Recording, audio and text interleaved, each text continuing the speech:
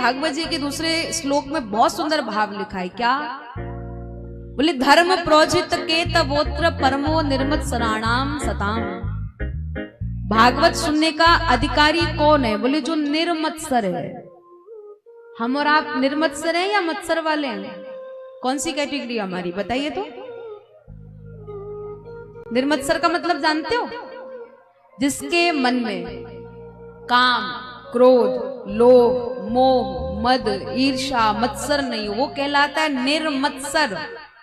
जिसके मन में काम, क्रोध, लोभ, मोह, मद, ईर्ष्या, मत्सर भरे पड़े हैं, वो कहलाता है मत्सर। तो बताइए हम कौन से हैं फिर?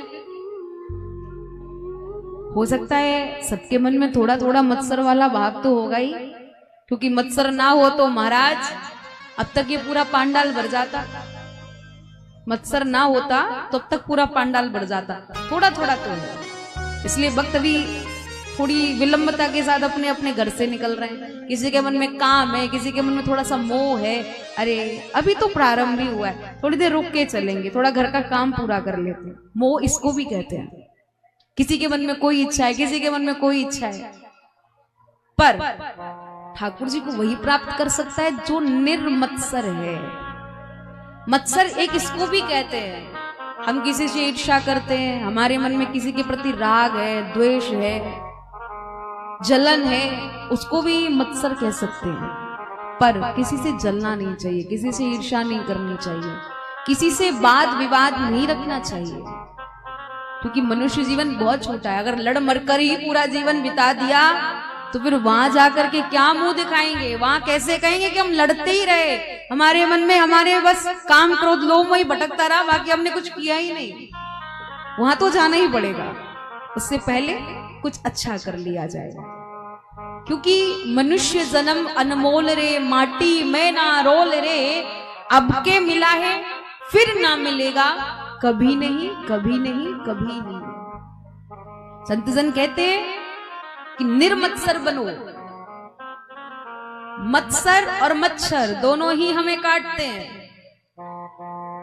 मच्छर बाहर से काटता है, मच्छर अंदर से काटता है।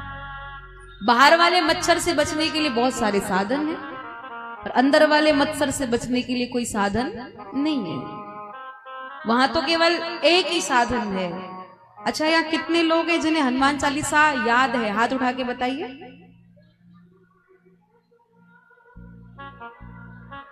गलत बात, बहुत कम लोग हैं। हनुमान चालीसा सबको याद होना चाहिए, और हम फिर एक दिन और पूछेंगे, इसलिए याद कर लेना। अभी 2-3 दिन है, ठीक है ना? जिसको याद नहीं है याद कर लीजिएगा।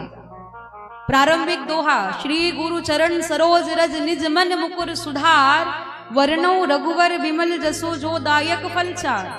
श्री गुरु चरण, आप अपने मन को अगर साफ करना चाहते हो, मत्सरता को मिटाना चाहते हो, तो उसके लिए एक ही साधन है, गुरु की चरण रज। अगर आप अपनी गुरु की चरण रज से अपने मन रूपी मुकुर को, दर्पण को अगर साफ करोगे तो आपका मन निर्मल हो जाएगा। क्योंकि निर्मल मन जन सो मोहि पावा, मोहि कपट छल छिद्र ना भावा। ठाकुर जी कहते हैं जो व्यक्ति निर्मल होता है ना, मैं उसको अपने सन्निकट करता हूँ, और जिसके मन में निर्मलता ही नहीं है वो मेरे योग्य होता नहीं है, उससे मैं दूर रहता हूँ। राम नाम के साबुन से जो मन का मैल छुड़ाएगा, तो इस मन के मंदिर में मेरे श्याम का दर्शन पाएगा।